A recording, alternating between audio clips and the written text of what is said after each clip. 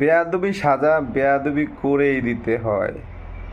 যে বেয়াদবি করেছিল ইন্ডিয়া এশিয়া কাপের ফাইনালে, সেই বেয়াদবির সাজা পাকিস্তান এসে দিল বিশ্বকাপের মঞ্চে।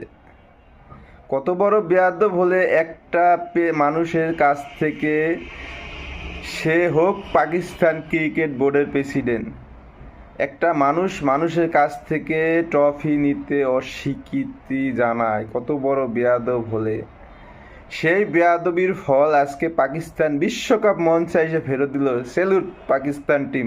একদিন না যেতে পাকিস্তান টিমকে এবং পাকিস্তান সরকারকে ইন্ডিয়ার আব্বা, ইন্ডিয়ানের খালু, ইন্ডিয়ানের প্রভু, আইসিসি তাদেরকে সংলাপ করার জন্য বলছে।